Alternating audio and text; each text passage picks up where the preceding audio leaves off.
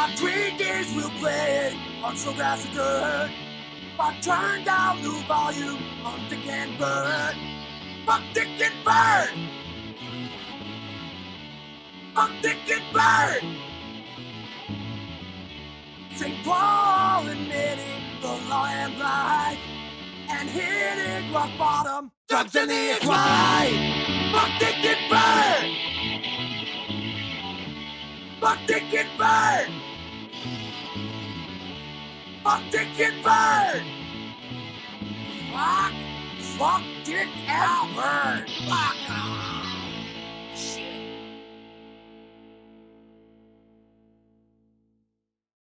Hello and welcome to this thing we call Minnesota Foul Play-by-Play. I'm your host, Anthony Variano, and I'm joined by our favorite guest co-host, Mr. Tyler Colbert.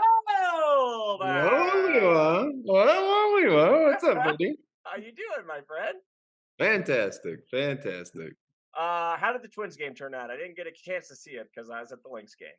Yep. 3 innings of shutouts from the relievers at the end of the game, and then Duran only needed 10 pitches to close it out. It was beautiful. And do we see what Cleveland did today? I didn't look. And it doesn't even matter because we're at least up by 5 games with 4.5. now 27 remaining. Yeah. But the Guardians did some shit. They did a lot of shit.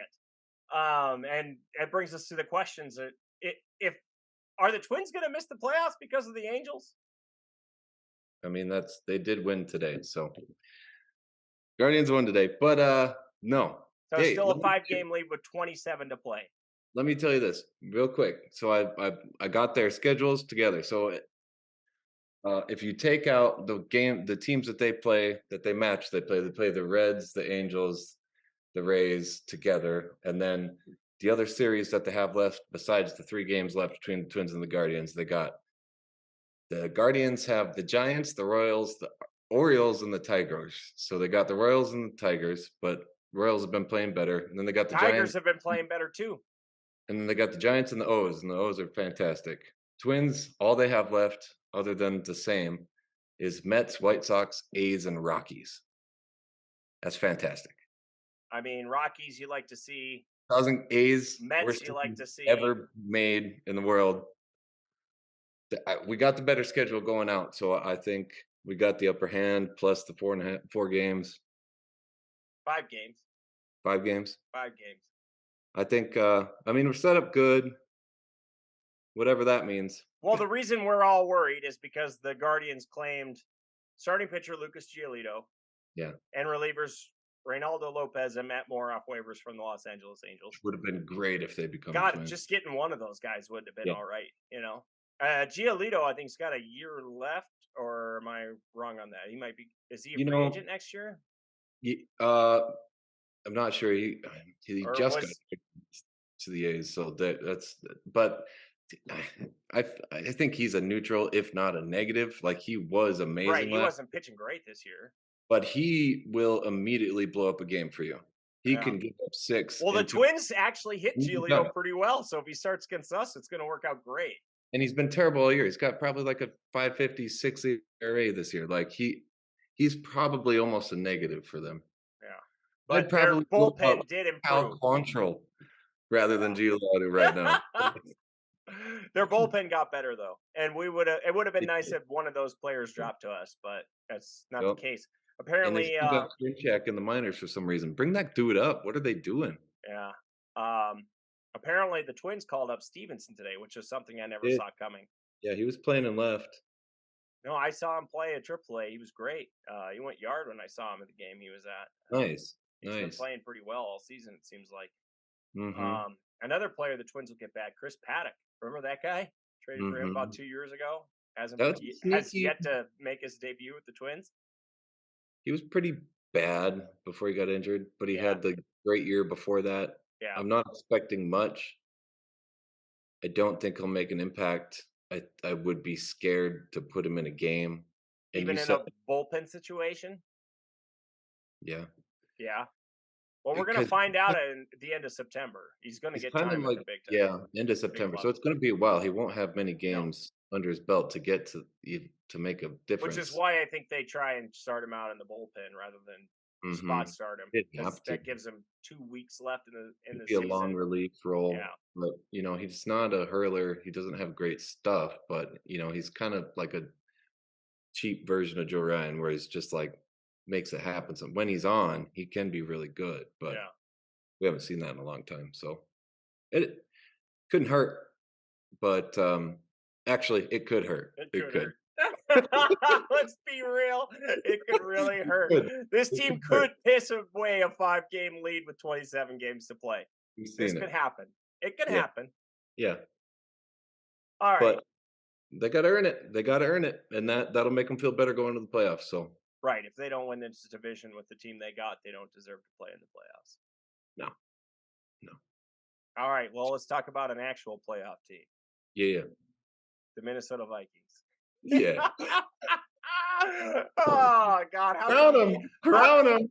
How can we be so excited about a team that finished second to last in defense last year? Has a quarterback who's in his last season of his deal. We do have a tight end who is now the highest paid tight end in the history of football.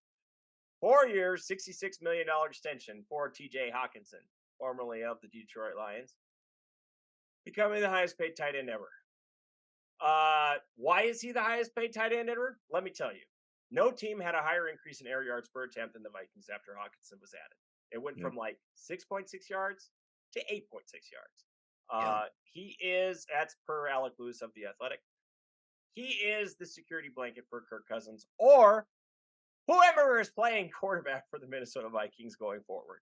I mean, who the best? I mean, we've seen this in a New England Patriots offense, Dallas Cowboys offense. Yeah. You put a quarterback back there, they're going to find the tight end in the middle of the field because You got a great tight end. They vacate that middle of the field. they're always on a linebacker or a safety. Yep. They vacate that a space if you've got a great one. They have to. They got to wait for him to come off the block, first of all, which gives them an extra second for someone to get open. It's huge. You got to have him. Does this almost assure Kirk Cousins won't be back next season, though? No. I think actually, if anything, it makes it more likely that he comes back because you've got your receiving core locked. I mean, they didn't. Well, they got to sign Justin Jefferson next year. You don't want to put a maybe at quarterback. I don't think they're going to put a rookie in there next year. They're not going to. Hall is great, but they're not going to put him in next year unless he makes massive. A trade. It would have to be a trade or something. And what do we know? We want to trade Lance, and he went to Dallas for a 4th-round pick to be a backup. Nobody wants Trey Lance. So, I don't know.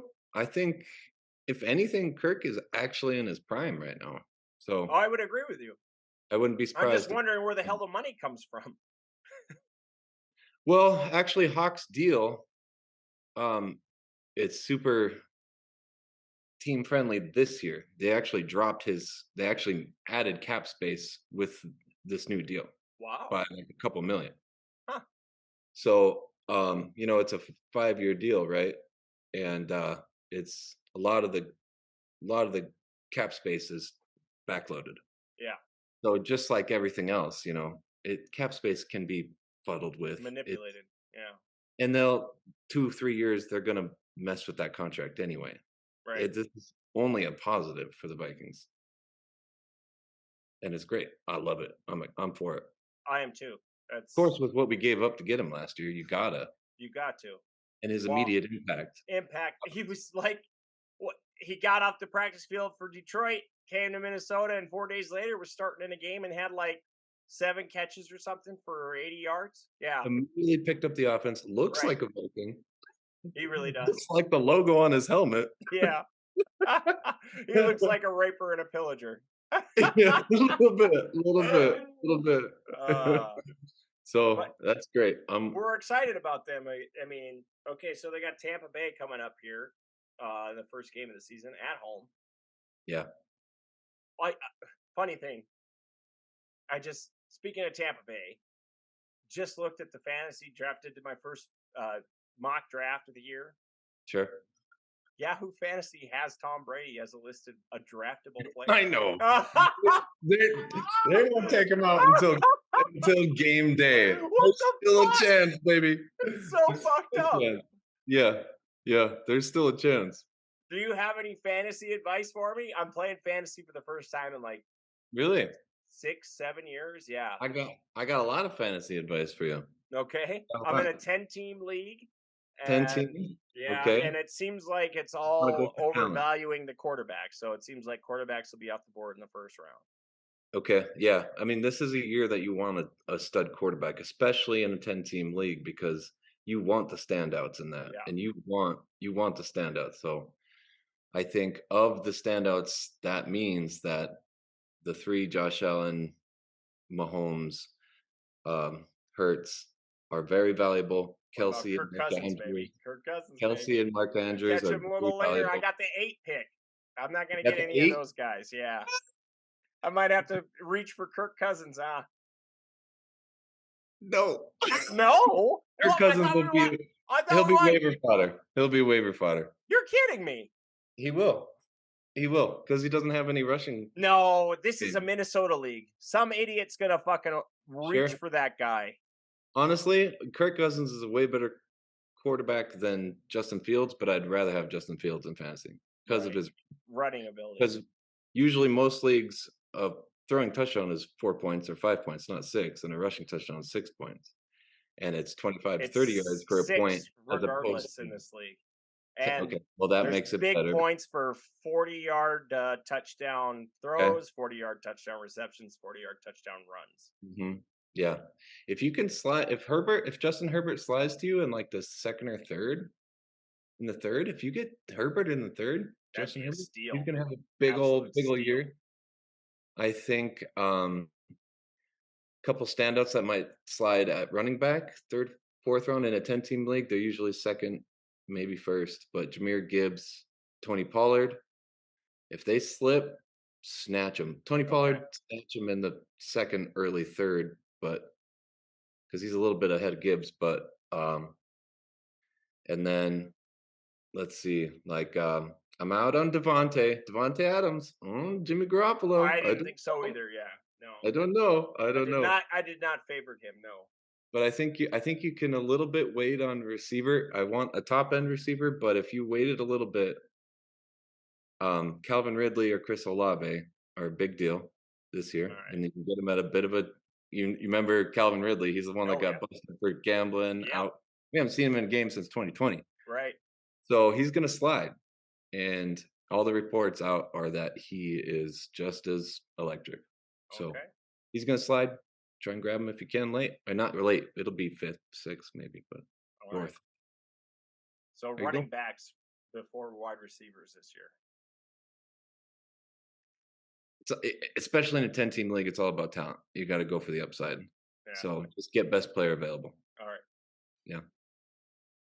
Yep. All right. Well, let's talk about that fucking Gophers game. Jesus Christ, is that hard to watch? I had to turn it off at halftime, and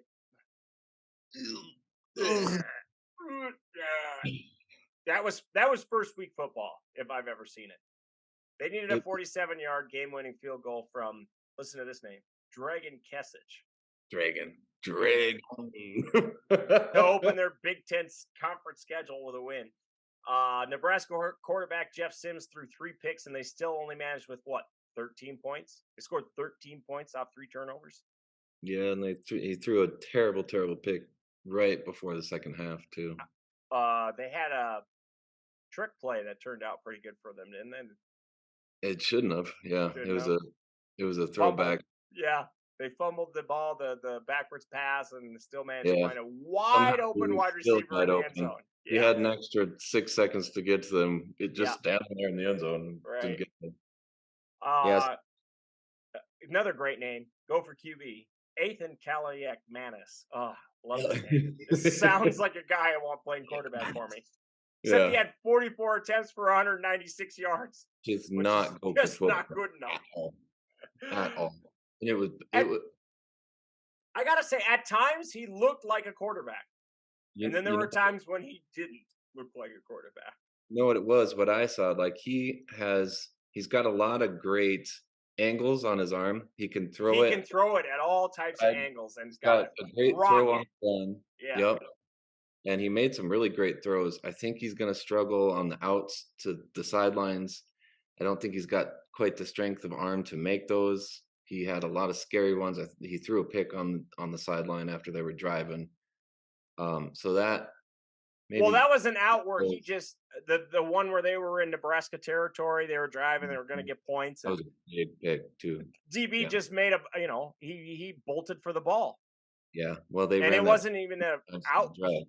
Yeah, no, it was a bad read, bad throw, but Yeah. yeah, they lost 3 super studly offensive linemen. They Oh, lost Tim Morgan, no who had been wonder they couldn't run the ball for shit. yep, and they lost Mo Ibrahim, who was their leading rusher of all Yep. time in Yep. school history. So, which by the way, Lions cut him a few days ago, and I was like, "Come on, Vikes, you Ah. got you gotta get Mo, you gotta get him." He cleared, and they put him on IR. But yeah, I have a special relationship to that game because I've been a longtime Cornhuskers fan. It's my I know only this, man. non-Minnesota team. Yeah. Was a That's Cornhuskers 1, Gophers 2, I've always been, and why I picked the Vikings and the Cornhuskers to be my football teams, I'll never know because that's just heartbreak central. Right. Started with the Crouch days, and that was glow, and ever since, just been coasting to fart. But yeah, so that was hard to watch. It was really hard to watch, but both those defenses were spectacular. They really were, and the Gophers had top 15 defense last year. Nebraska's defense was straight garbage. Terrible, terrible, but they both played really, really well. Um, so the defense and oh man, dude, that that Tyler Nubin, the safety, he had 2 picks in that game. Yeah. He's a ball hawk. They say That's that guy's going to the be a first round dude. pick. He's gonna be a first round pick. He's Yeah. the dude. Those picks he had were no joke. Yeah. Um, No, the first one I saw, he managed to secure going to the ground with one hand. yeah, It was that's a crazy. receiver catch. Yeah. It was Yep. insane. That was Yeah. insane. So I think they got a lot to clean up. A lot to clean up. It was pretty dirty. They were actually a 7-point favorite in the game. 7.5. Really? Yeah. Yeah. And that With my puts bookie, they were 7.5.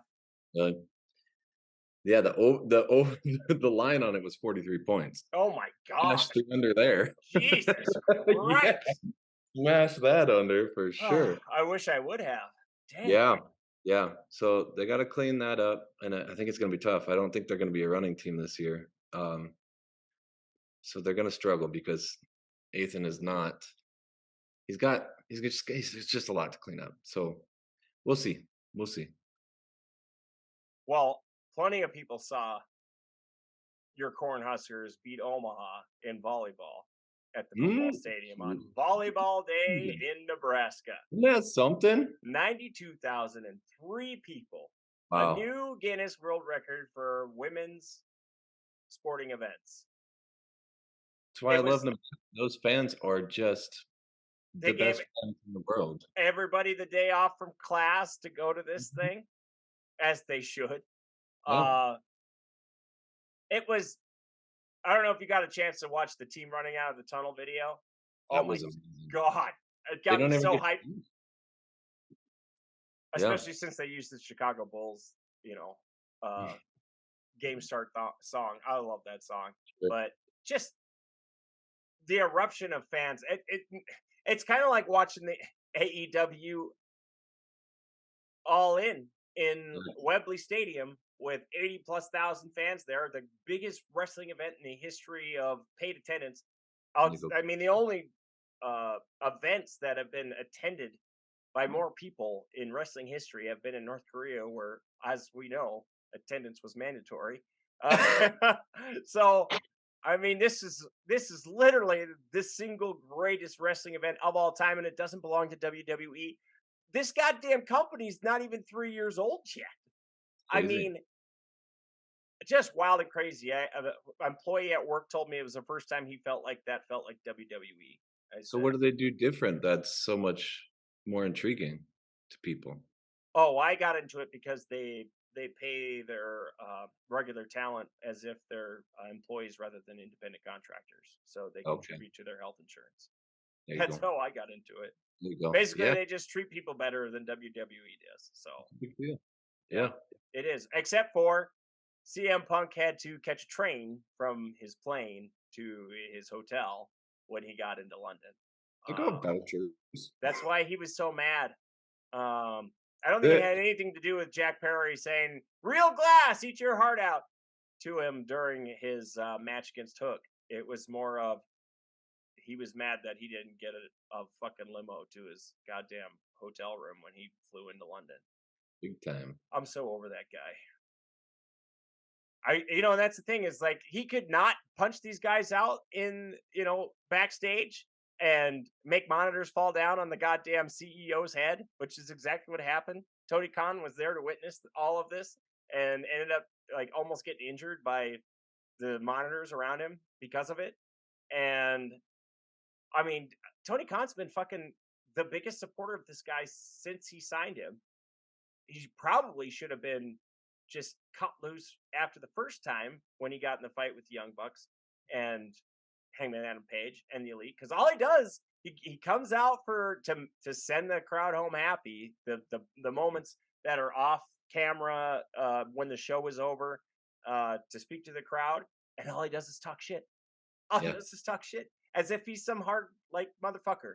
And then all he wants to do is like show that he's some hard motherfucker. It's just Yeah. like, dude, Jack Perry's just probably trying to create a storyline with you, and you just blew it. I mean, So you he could have just he fought him just in the thinks ring, and then now you can't fight him in the ring because you're suspended because you're a fucking idiot. just thinks he's bigger than the sport. He is, yeah, he does. I fucking Pepsi generation. Anyways, we were talking about women's volleyball. I was gonna say volleyball is about to have its Oklahoma softball moment. Like I feel like of the women's sports, I think like softball's got the best chance of like growing the most in the next few years. I'd Mhm. say volleyball's right behind that. Volleyball's always had a big following on Yeah. ESPN, ESPN Plus. It's a fast game, it moves It's very quickly. amazing what they Yeah, do. it's super fun to It really watch. is. It's an aerial game. People Mhm. get in the air. People are gonna love it. Yeah. It's It's gonna easy to catch on big follow. time. You don't really need to know anything about it to follow the game. Nope, yeah. Do you think that if they played their half their whatever, another game in the stadium, that they would have that same showing, or was it just because it was the beginning of the year? Do you think people would come out like that again? It maybe And not this season, but if they did it every year, absolutely. because they win titles and shit, but I mean, people love them. Yeah. No, I Yeah. mean it's like I think the record they beat was like an Iowa basketball game, right? Which was only like 22 plus thousand people. Yeah. Just you get like It wasn't yeah, they absolutely eclipsed it by a lot. So That's incredible. yeah, no, filling a football stadium for volleyball is incredible. That in itself How could small the establish court looked on the Yes. football field, Yeah. there can't be a great view of that anywhere. You're watching Right. it on TV. It's just like Everybody. Wembley Stadium. Like Yeah. there's maybe 8,000 of the 80,000 people there have a view of Yeah. the ring. The rest of them are watching TV. Which is bonkers. Yeah, yeah. So They came out for it though. I like That's to think if they no, it's volleyball day in Nebraska. So if they repeat it next year, I imagine they fill every seat one again. Yeah. Mhm. And I wouldn't be surprised if it catches on in other states too. Yeah. This will propel it. I mean, you've got a football stadium that's used what 8 times a year? No, less than that. 6 times a year. I mean, the high school team uses it. You might as well have like outdoor Yeah, basketball games. you You have should to. I have mean, outdoor women's lacrosse. good. Yeah, 100%. Yeah, You gotta pay for that stadium somehow, and they're that's what coming I mean. out. Let's do it. And just think of the social media, the press they got out of it. Like Nebraska Cornhuskers volleyball has never been more popular than it is after that. And Oh, yeah.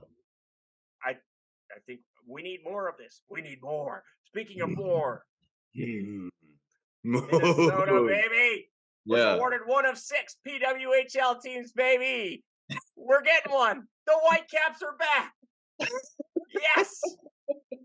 Thank you.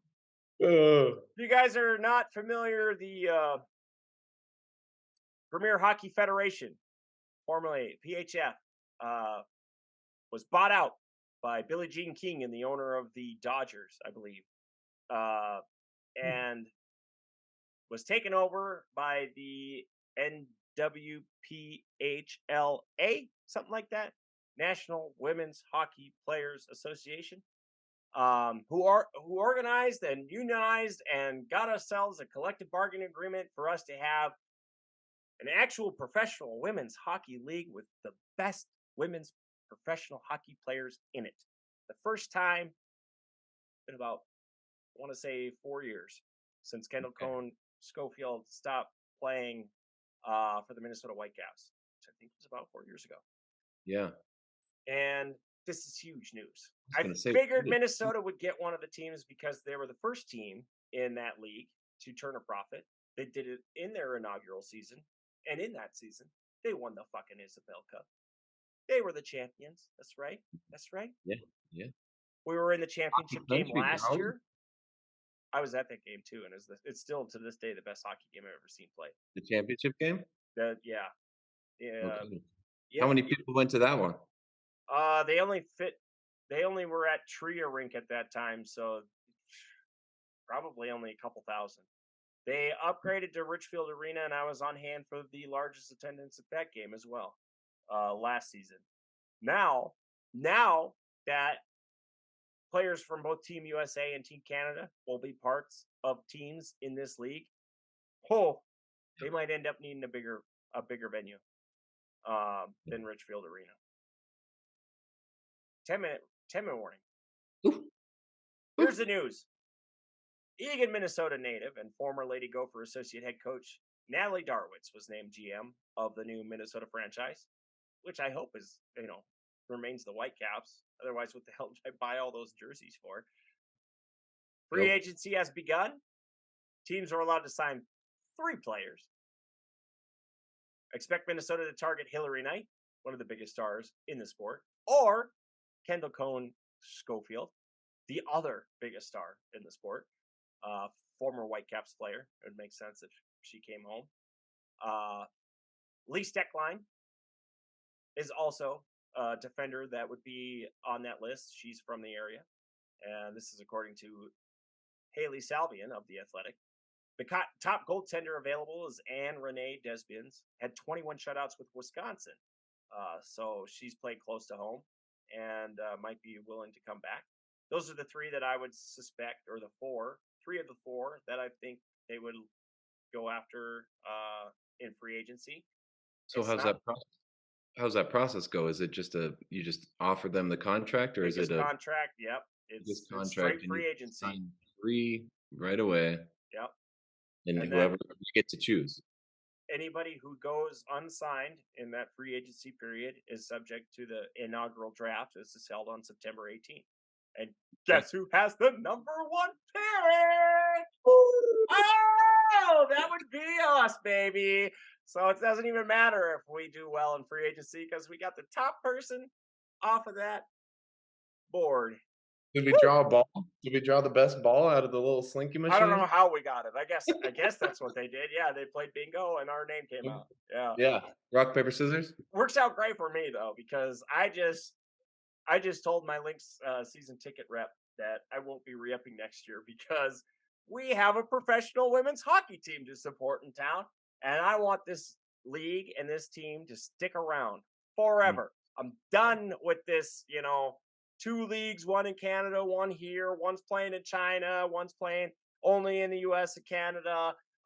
One team, neither of them have the best players in the world on them. No, I'm over this shit. Let's get this shit together. Let's get the support of the NHL and let's make this a giant ass fucking league that people love to watch because hockey, women's hockey, in my opinion, is better than men's hockey because it's a beat 'em to the spot sport, and your size doesn't matter. You can still lean on people, but in the end, it really allows people with speed to show their value. And I'm just tired of, NHL. You can win in the NHL with a bunch of guys who just lean on guys in behind the red line, behind the goal, Yeah. and slow the game down. And I Yep. hate that kind of hockey. I used to have to watch that hockey and enjoy it when the Wild had to play that way in the playoffs against the Blues. Yeah. The Blues are a team that actually have done this better than any other team that I've ever seen. Yeah. Just turn it into a fucking just a mess. Just muck the game up and let fucking Jake Allen, their goaltender, get an assist on the lone goal in the game, and that's a wrap. We're going home. Blues win 1-0. Fuck that bullshit. If they're in a roll against I want to see speed. I want to see goals. I want to see ladies fucking kicking ass and taking names forever in the state of hockey. And it seems like we're almost there. Very excited. Yeah. Very excited. Yeah. See if it catches on. There are other reasons why I'm not re-upping my Lynx membership. I was reminded the other day of why I even wanted to sit courtside. I saw us on TV the other day. Oh, shit. Here we go. All right. Let's talk about the elephant in the room. Yeah. I was thrown out of, last Tuesday's game against, it don't matter who it was against. I was mad. I was downright mad. A flopper. It does not. Hey. She stepped on somebody's foot. I know how that feels when you twist an ankle. But she proceeded to act like her fucking career was over. Then she got up after convincing the referees to review the play for a flagrant foul. Yeah. And I didn't even have a problem with the flagrant foul.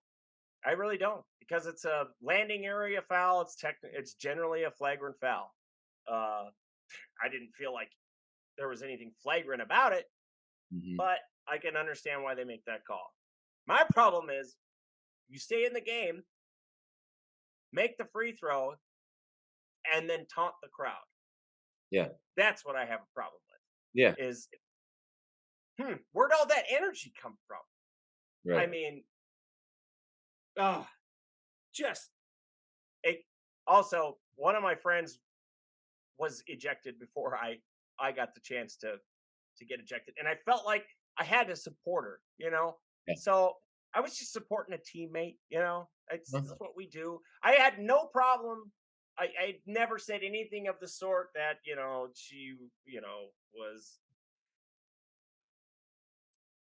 Look, I've been to games with you. It's a fun-loving sport. You get excited about it. We love the game, and I wasn't happy she was injured. Things get hot. No, and that's not the issue.